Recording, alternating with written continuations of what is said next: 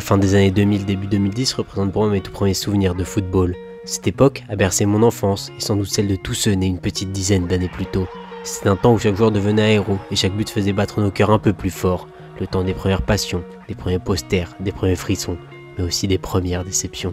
Une ère où certains joueurs ont marqué nos cœurs à jamais et ont allumé la flamme qui nous lie encore à ce sport.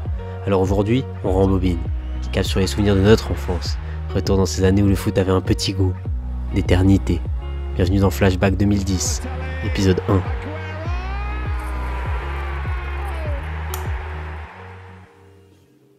Et pour ce premier épisode, j'ai décidé de revenir sur le destin d'un joueur qui, à lui seul, résume tout ce que le football représentait à mes yeux.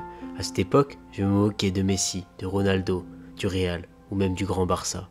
Mes rêves à moi, ils étaient rouges. Je ne regardais pas le football pour les trophées ou les records, j'allumais simplement la télé pour le regard dévoué. Un joueur à part, mi-footballeur, mi-rocker, une mèche blonde, une allure de charmeur et un maillot noir sur les épaules et des Nike Total 90 vissés aux pieds. Un joueur qui portait les couleurs de mon club préféré et qui par Stevie G était toujours épaulé. Son prénom, Fernando. Son style, unique, et sa présence, simplement magnétique.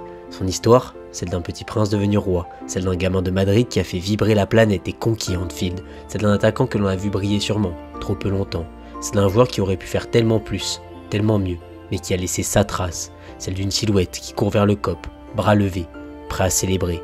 Et oui, Fernando Torres c'était ça, un joueur létal et un mythe lui, inoubliable. Alors aujourd'hui, retour sur le parcours d'un attaquant qui était presque inarrêtable.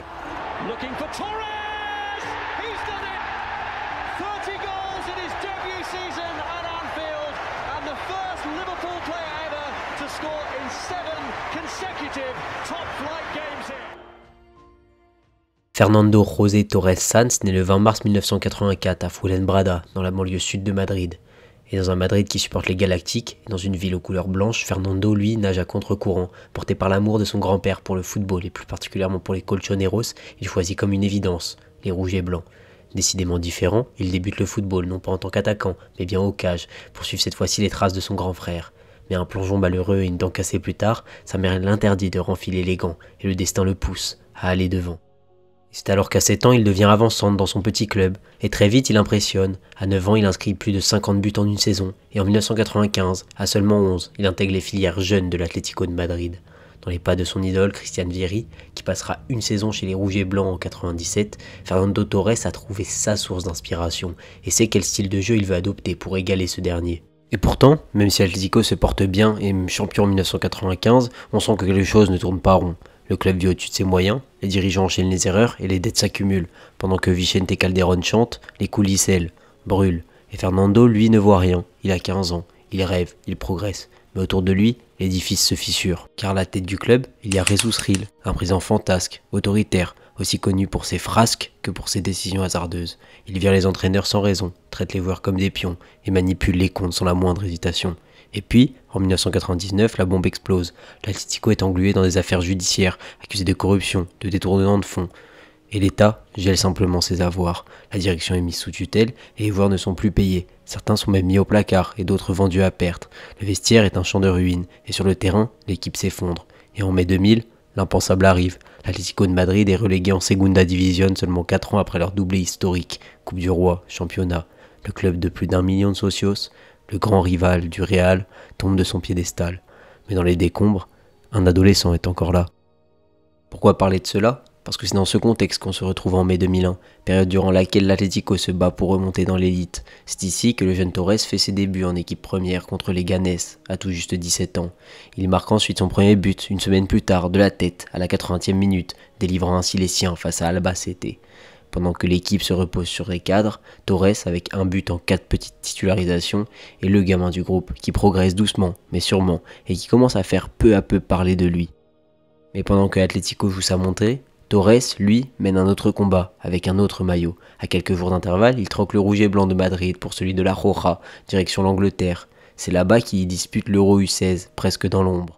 Et ce qu'on peut dire, c'est qu'il va plus que simplement tenter sa chance. Il explose littéralement aux yeux du monde. En quelques jours, il devient le patron de la sélection. 7 buts en 6 matchs, dont un pénalty marqué en finale face à la France.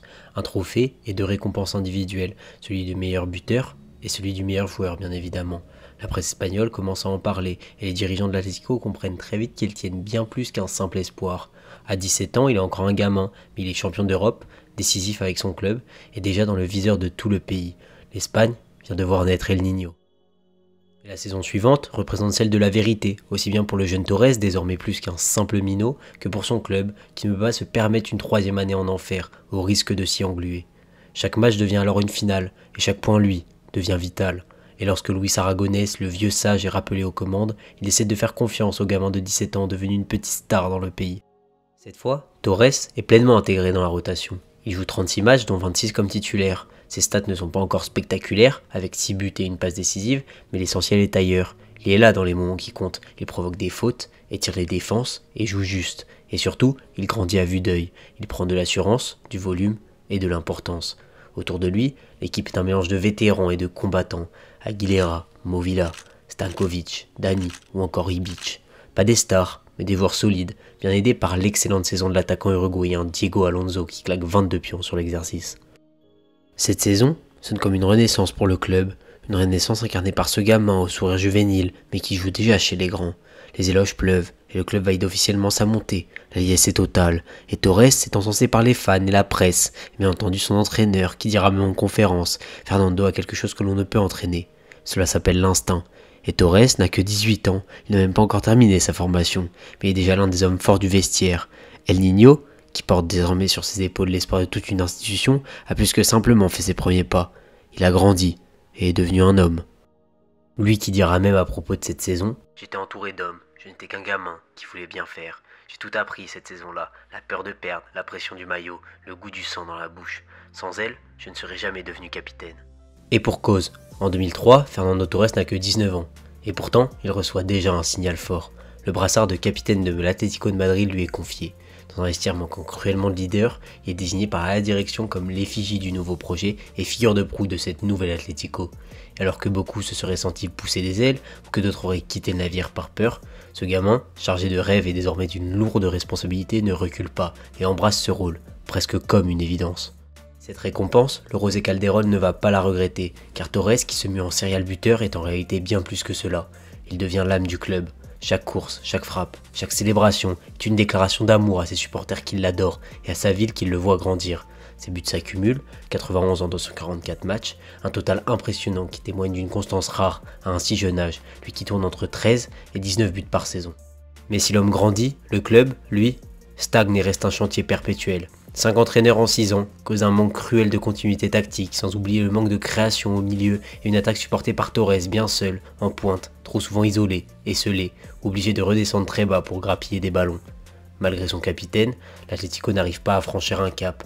Les saisons défilent mais le club reste embourbé dans le milieu de tableau. Et dans ce contexte difficile, un seul homme demeure et reste toujours inébranlable, toujours lui, Fernando Torres, fidèle comme peu dans ce sport. Il refuse les sirènes des grands clubs qui le courtisent chaque été. Les rumeurs pleuvent l'envoyant à Chelsea, Arsenal, le Real ou encore la Juve. Mais lui il reste, il choisit l'Atlético, encore et toujours. Parce que pour lui, ce club c'est bien plus qu'une simple équipe. C'est sa raison d'être. Cette loyauté lui vaut le soutien indéfectible des supporters, mais en secret, la frustration grandit et la pression aussi. Il est conscient qu'il a le talent pour jouer à un plus haut niveau, mais l'Atlético n'est pas à la hauteur de ses ambitions, ni des siennes. Alors après 4 saisons pleines, de hauts et de bas, de combats et de doutes, de promesses tenues et d'opportunités manquées, la lassitude s'installe doucement, et la soif de défi et la faim de gloire deviennent de plus en plus fortes. Et à l'été 2007, alors que le club a besoin de renflouer ses caisses pour enfin mettre en place un projet, Fernando Torres fait un choix difficile, mais qu'il sait nécessaire, aussi bien pour lui que pour son amour de toujours. Il décide alors de quitter les siens. C'est le cœur lourd, mais la tête remplie d'espoir, qu'il prend la direction des bords de la Mersey, vers les Reds de Liverpool, un club historique, où il espère enfin trouver ce qu'il a toujours cherché, des trophées. Juillet 2007, Fernando Torres signe à Liverpool pour 38 millions d'euros. À l'époque, c'est l'un des plus gros transferts du club, et pour Torres, c'est là que le show va réellement commencer. Il débarque dans un vestiaire déjà conquis, avec Benitez et sa garde rapprochée hispanique, composée de Reina, Arbeloa, Mascherano ou encore Xavi Alonso. Il y découvre aussi Anfield et ses fans, qui l'adoptent instantanément, et surtout, il croise la route du maestro local, Steven Gerrard. Et dès les premières notes, la magie opère, chaque match devient un concert, chaque but un refrain. Torres donne le blues à Chelsea, fait chavirer City ou encore sauter Arsenal. Chaque week-end, c'est la même chanson, et chaque semaine, c'est le même frisson. 33 buts dès la première saison, un record pour un étranger à Liverpool. Et sur le terrain, quelques secondes après le mythique You'll Never Walk Alone, Torres lui aussi ne marche pas seul. Son entente avec Steven Gerrard est magique, l'un en chef d'orchestre, l'autre en finisseur insatiable. Un duo rappelant presque John Lennon, Paul McCartney. L'un compose, l'autre explose. Gerrard le serre dans la profondeur de ses passes millimétrées, et Torres fait trembler les filets, une tactique simple, mais une alchimie spontanée. Liverpool sort une saison correcte, trébuche en demi-finale de Ligue des Champions contre Chelsea et termine 4ème. Mais l'important est ailleurs. Torres s'est parfaitement acclimaté au rythme et à la rugosité du championnat anglais. Et lorsque l'Euro 2008 démarre, l'Espagne et sa génération dorée attendent beaucoup de Fernando. Aligné aux côtés de David Villa par Luis Aragonès, le duo offensif fait rêver, talentueux, complémentaire et alimenté par les petits génies du milieu. Sur le papier, tout le monde sent que cette compétition peut être celle du joueur de Liverpool. Mais rapidement, c'est Villa qui vole la vedette en phase de groupe, avec un triplé contre la Russie et un but face à la Suède. De son côté, Torres, lui, tarde à faire trembler les filets. Il ne marque qu'un seul but lors des matchs de poule et laisse certains observateurs sur leur faim. Mais en vérité, il joue un rôle plus subtil, moins visible, avec des appels incessants, des déviations ou encore des efforts défensifs essentiels pour l'équilibre de l'équipe. Il termine le tournoi avec 2 buts en 5 titularisations, sans délivrer la moindre passe décisive. Un bilan modeste, mais qui ne dit pas tout, puisque Torres va marquer le tournoi, encore une fois, à sa manière. Car lorsque l'Espagne se retrouve en finale face à l'Allemagne, et que tout un peuple espère enfin voir son équipe soulever son premier trophée depuis 44 ans, Torres va jouer sa partition préférée. Dès le début du match, il touche le montant d'une tête placée, puis à la 33e minute, il est lancé par Xavi, d'une passe presque trop longue, d'une passe presque anodine. Mais Torres, comme à son habitude, ne lâche rien, donne tout, et accélère, jusqu'au dernier instant, comme si tout était encore possible. Il dépose l'âme et se retrouve face à Lehmann, puis d'une merveille de ballon piqué, mystifie le portier d'Arsenal et signe le but de la victoire, le but de la libération, l'unique but d'un match tendu qui offre une délivrance à toute une nation. Torres ne finira pas meilleur buteur de ce tournoi, mais c'est bien lui qui sera élu homme du match, un héros discret qui sait laisser passer la tempête, pour ensuite frapper en un éclair. La saison suivante, fort de son sacre, il reprend la même formule, et il repart. Torres éclabousse tout sur son passage, Liverpool est tout en haut et sort une saison monumentale, des scénarios fous avec le duo anglo-espagnol qui emmène même les Red Devils en enfer dans l'antre des rêves. Cette saison-là est celle de la consécration pour un Torres qui marche sur l'eau, 3ème du Ballon d'Or, derrière les 2 futurs ovnis, Ronaldo et Messi. L'enfant de l'Atlético est tout simplement devenu roi sur les bords de la Merci. Et pourtant, malgré de bonnes statistiques, avec 17 buts et 7 passes décisives, les premiers signaux alarmants viennent gâcher la fête. Torres, sur la saison, loupe une grosse quinzaine de matchs, avec des problèmes répétés à la cuisse et au genou. Liverpool termine 2ème, 4 petits points derrière leur rival mancunien, mais tout le monde sent que le sacre est très proche pour El Niño. Mais en réalité, derrière les sourires, le corps lui commence à grincer et les rouages à se gripper. En réalité, personne ne le sait vraiment encore, mais un compte à rebours vient de débuter. Et c'est réellement dès l'automne 2009 que les sons de cloche deviennent bien différents. Les douleurs musculaires et visites médicales à répétition ne peuvent plus être cachées. Son corps, qu'il avait toujours essayé de maîtriser, commence à lui faire faux pas, et les blessures s'enchaînent. En janvier 2010, c'est l'opération genou. Il revient, mais ne tient pas. C'est la rechute. Il continue de marquer tout de même sur la saison, plantant la grosse vingtaine de buts et se mue en sauveur du parcours en Ligue Europa des Reds.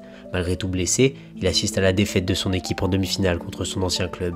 Ironie du sort puisque cette année-là, l'Atlético ira bel et bien au bout de la compétition. Encore pire, il regarde impuissant, Liverpool plongé au classement. Parce qu'en coulisses, Liverpool vacille complètement. Les dirigeants ayant racheté le club quelques années plus tôt n'ont ni les finances, ni les épaules pour maintenir son prestige, entraînant ainsi le départ progressif de nombreux cadres dont les salaires n'étaient tout simplement plus à la hauteur. Au terme d'une triste saison durant laquelle Liverpool, orphelin de son serial buteur, termine 7ème, loin des places européennes, Rafael Benitez est remercié et Hodgson prend la relève dans un vestiaire plus que fracturé, dans un vestiaire qui ne croit plus en aucun projet. Mais pour Torres, il est temps de laisser la grisaille d'Angleterre avec l'espoir que le soleil d'Afrique du Sud réchauffe son cœur, aussi bien que ses articulations. Car après avoir conquis l'Europe 2 années plus tôt, l'Espagne démarque en Afrique du Sud avec un statut de favori. L'équipe est arrivée à maturité, mais pour Fernando, rien n'est simple. Touché physiquement avant le tournoi, il peine à retrouver son explosivité. Il débute pourtant les 3 premiers matchs de poule comme titulaire, sans parvenir à faire trembler les filets, encore une fois. Moins tranchant, moins influent, il subit les critiques. Certains réclament même sa mise à l'écart, d'autres appellent à la patience, rappelant son rôle durant la campagne de 2008. Mais à partir des demi-finales, Vicente Del Bosque fait un choix fort. Torres commence sur le banc. Il ne sera plus titularisé du tournoi. À la place, c'est Pedro qui entre dans le 11 de départ, apportant du mouvement et de la justesse sur l'aile. Torres, lui, devient un joker de luxe. Entrant désormais en fin de match, il ne marque pas et ne délivre pas de passe décisive, mais il participe par ses courses et son pressing à l'équilibre de l'équipe.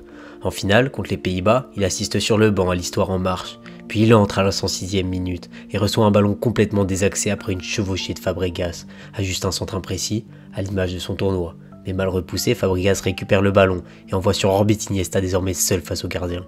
Le reste, bien évidemment, appartient à l'histoire. Et durant cette Coupe du Monde, Torres n'aura pas brillé, mais il aura été présent, champion du monde, encore une fois, un peu à sa manière.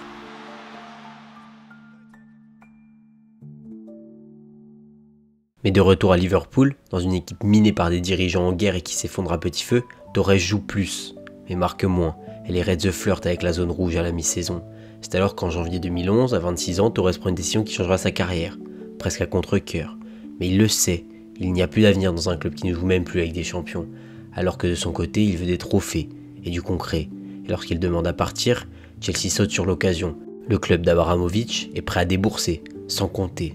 Et c'est alors que quelques négociations plus tard, il quitte Liverpool pour Chelsea, un transfert record à 58,5 millions d'euros, une bombe dans le football anglais. Les supporters des Reds crient à la trahison, mais dans le fond, comprennent tous ses raisons.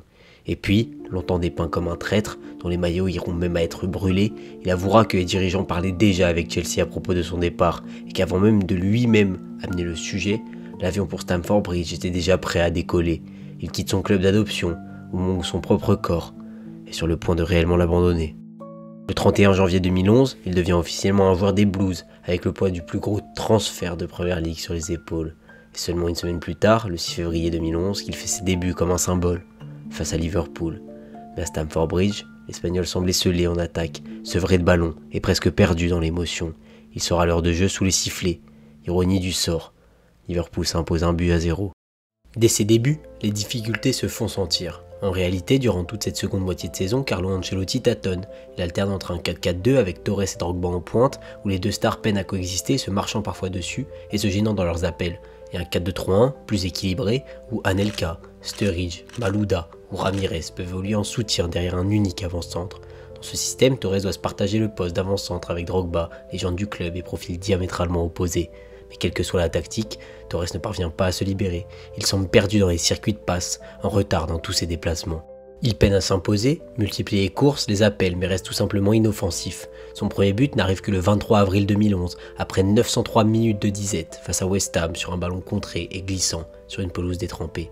Ce jour-là, tout Stamford Bridge explose de soulagement. Mais le doute persiste bel et bien, particulièrement en Ligue des Champions lorsque Chelsea affronte Manchester United en quart. Torres est titularisé à l'aller comme au retour, et lors d'un match retour à Old Trafford, Ancelotti prend une décision. Il remplace Torres dès la mi-temps à la 46e minute pour faire entrer Drogba, qui marque dans la foulée. L'Espagnol sort sans blessure, juste parce qu'il ne répond plus aux attentes. La réponse serait sûrement de dire qu'on ne lui a pas assez laissé de temps, qu'on attendait peut-être trop de lui. Mais en réalité, le Torres de Liverpool a bien disparu, parce que Fernando, on lui a donné du temps. Il a laissé 18 matchs, toutes compétitions confondues avec Chelsea, pour un seul but inscrit et 2 passes décisives. Un bilan indigne de son statut et de son transfert. Le mythe vacille et le doute s'installe tout simplement. Chelsea termine la saison sans titre et Ancelotti est remercié dans la foulée. Mais l'espoir persiste, car à l'été suivant, Chelsea change de cap avec Villas-Boas. Avec lui, un football plus moderne, plus vertical mais aussi plus risqué. Torres entame plutôt bien la saison et commence à trouver un rythme jusqu'à un match symbolique, celui du 18 septembre 2011 contre Manchester United. Il inscrit un but magnifique, puis plus tard, alors que Chelsea est mené, il est lancé en profondeur. Dribble d'Herrera, l'efface, face au but vide. Il rate l'inimaginable. Ce raté devient viral, lui, moqué. Le match suivant contre Swansea, il marque mais prend dans la foulée un carton rouge, marquant bien plus qu'un simple coup d'arrêt dans la saison. Car Villas-Boas ne le relance pas vraiment. Chelsea stagne, et en mars, c'est trop. Le Portugais est limogé. Et lorsque Roberto Di Matteo prend le relais, quelque chose change, il continue d'être régulièrement titularisé, mais reste inconstant, et dans l'ombre, Didier Drogba est toujours présent, incontournable dans les grands rendez-vous. Torres, de son côté, marque 6 petits buts en 32 apparitions. En Ligue des Champions, le technicien italien lui préfère l'attaquant ivoirien. Il devient même un joker de luxe, relégué au second plan lors des matchs clés, malgré un très bon début de campagne. Mais en demi-finale de Ligue des Champions, Chelsea affronte le grand Barça de Guardiola. Lors du match retour, au Camp Nou, après avoir gagné 1-0 à l'aller, Chelsea se fait plus que chahuter et est même réduit à 10 après l'expulsion de Terry à la demi-heure de jeu. Mais continue d'y croire après avoir été virtuellement éliminé avant que Ramirez ne réduise le score d'un lob somptueux, permettant ainsi aux Blues d'avoir toujours les pieds à Munich. Torres, depuis le banc, voit ses coéquipiers souffrir et tenter de tenir durant ces derniers instants. Et lorsqu'il rentre à la 80e minute de jeu pour aider les siens, personne ne s'attend à ce qu'il va se passer. À la 92e, alors que le Camp Nou pousse pour une place à Munich, un ballon mal négocié par les Catalans atterrit dans les pieds d'Ashley Cole, qui le dégage le plus loin possible. Torres, resté aux abords de la ligne médiane, part seul depuis le rond central face à Valdés. Il le dribble, et cette fois-ci pas d'hésitation, pas d'erreur grossière ni de raté. Un simple plat du pied, au terme d'une échappée solitaire légendaire qui vient effacer des mois de doute, conclu par un cri libérateur au beau milieu du silence de cathédrale de la pelouse catalane. Torres emmène son club en finale, écrit à travers lui l'une de ses plus belles histoires. Et le 19 mai 2012, face au Bayern, Torres ne débute pas. C'est Drogba qui égalise et Sech qui tient les siens avant que la légende de Chelsea inscrive le pénalty décisif. Mais l'Espagnol, entré en cours de jeu, célèbre ce sacre. Il est champion d'Europe avec Chelsea. Son chemin fut sinueux, mais le sommet, ô combien précieux. Après cette saison morose mais conclue en apothéose à Chelsea, Torres aborde l'Euro 2012 avec un statut incertain. Loin du joueur intouchable de 2008, il est désormais en concurrence avec Negredo et Fabregas, souvent préférés en faux neuf. Face à l'Italie, il débute sur le banc. Il entre, manque 2 actions nettes et ravive les doutes. Pourtant, contre l'Irlande, il est titularisé. En 90 minutes, il fait taire le vacarme. 2 buts, des appels tranchants, et le regard d'un homme qui n'a jamais cessé d'y croire. Il marque encore en finale, entré en cours de jeu, il tue le suspense d'un appel parfait, d'un plat du pied tout en maîtrise, avant de délivrer une passe décisive à Mata. L'Espagne triomphe, 4-0.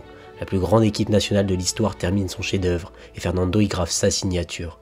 3 buts, une passe décisive, 189 minutes jouées, et le soulier d'or du tournoi malgré un statut de remplaçant. Il n'était plus la star, mais il fut tout simplement le coup de grâce. De retour d'Ukraine, Drogba est parti, et le trône est désormais libre. Qui de mieux que Benitez en tant qu'entraîneur pour que Torres retrouve de la continuité. 36 matchs en première ligue, pour 8 buts. Mais c'est surtout en Ligue Europa qu'il se fait remarquer après des phases de poule de LDC compliquées pour Chelsea. Il marque face au Rubin Kazan, contre Bâle, puis en finale contre Benfica. Chelsea s'impose 2-1 et Torres soulève son second trophée européen consécutif. Il est le meilleur buteur des Blues dans la compétition, avec 6 buts, et termine sa saison proprement avec 22 réalisations toutes compétitions confondues. Tout simplement, son meilleur total depuis 2009. Et lorsque Benitez s'en va et que The Special One et son exigence sont de retour à Londres, les choses vont vite changer à l'été 2013. L'effectif regorge de talent à tous les postes, sauf devant où le constat est accablant, il n'y a plus de buteur fiable. Fernando Torres en fait partie, malheureusement. Dès le départ, l'Espagnol sait que sa place n'est plus acquise. Il partage le poste avec Samuel Eto'o, vieux lion en fin de carrière, et Dembaba, rôle de joker dans les grands soirs. Mourinho alterne, teste, mais ne trouve pas de tueur, et surtout ne trouve pas El Niño. Torres dispute 43 matchs cette saison-là. Il inscrit seulement 11 buts, dont 5 en première ligue. Son efficacité décline et sa vitesse s'estompe. Quelques éclairs subsistent. Un but en Supercoupe d'Europe face au Bayern, un doublé contre Schalke en Ligue des Champions, mais trop peu pour un attaquant censé porter Chelsea. Les blessures n'aident pas. Un souci à l'aine à l'automne, puis une rechute début 2014. Dans l'ombre de ce doute permanent, Chelsea avance. 3e en championnat, demi-finaliste de Ligue des Champions, mais sans réel leader offensif. Et Mourinho le sait, pour viser plus haut, il faut un autre avant-centre. Et à l'été 2014, le message est clair lorsque Diego Costa arrive. El Niño quitte Londres sur la pointe des crampons, sans bruit, sans adieu. Il ne sera jamais devenu l'idole de Stamford Bridge. Mais quelque part, ces années à Chelsea l'ont transformé. Le Torres de Liverpool n'est jamais réellement revenu dans le sud de Londres. Mais El Niño a grandi, moins éclatant, mais plus résilient. À Chelsea, il n'a pas brillé tous les soirs, mais il a brillé les bons soirs. Et c'est souvent cela qu'on retient dans les livres d'histoire. À l'été, Chelsea le prête à l'AC Milan, pour pourquoi pas relancer un joueur qui n'a plus rien à faire au club. L'Italie devrait être une renaissance, ce ne fut qu'un passage à vide, de petits buts, il n'a pas échoué, il s'est tout simplement éteint, lentement, silencieusement, et San Siro ne sera qu'un petit passage discret. Et en décembre, l'Atlético Madrid l'accueille de nouveau, gratuitement. L'enfant prodigue revient au Vicente Calderón. Il n'est plus la rockstar flamboyante, mais il est l'âme des Colchoneros. Il incarne la fidélité, la nostalgie et l'héritage de tout ce peuple. Lors de sa première saison, il se contente de jouer des bouts de match avec 26 matchs joués pour 6 buts. Sous Simeone, il n'est plus titulaire indiscutable, mais il redevient utile. Il continue de marquer dans les gros matchs en offrant son expérience. Il offre une dernière danse magnifique avec comme ultime saison correcte celle de l'année 2015-2016 durant laquelle il inscrit 12 buts et fait partie de l'épopée magique de l'Atlético en Ligue des Champions, chutant en finale au tir au but face au rival de toujours. Après cela, il reste, garde son rôle de mentor et espère qui sait, un exploit de son club. Et en 2018, presque 20 ans après ses débuts, poussé par une équipe qui regorge de talent, il remporte l'Europa League avec son club. Il l'a fait, il peut enfin partir l'esprit léger et le cœur gonflé d'émotion, un cercle qui se ferme, une histoire qui trouve enfin sa note finale.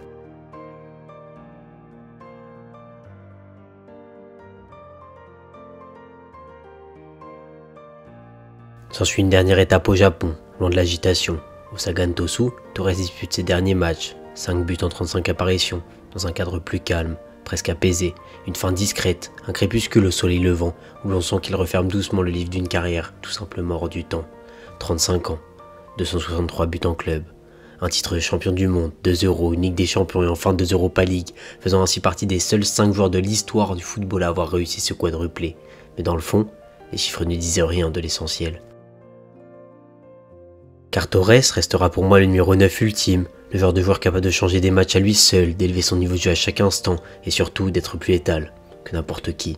La fin des années 2000 a connu de nombreux attaquants talentueux, mais en 2008, à Anfield comme en Espagne, un seul nom revenait dans toutes les conversations. Celui d'un homme de 26 ans au sourire insouciant, celui d'une rockstar cheveux au vent, au bandeau noir, au maillot rouge et au logo Adidas sur le flanc. En 2010, il y avait ce joueur qui mettait tout le monde d'accord, qui laissait les autres par terre et que personne ne pouvait réellement stopper. Un joueur dont la chute ne pouvait être de sa faute. C'est d'un joueur que seul son corps pouvait réellement arrêter. On l'appelait Torres, The Kid, ou sobrement El Niño. Et devant ma télé, du haut de mes 6 ans, je criais simplement « Allez Fernando !»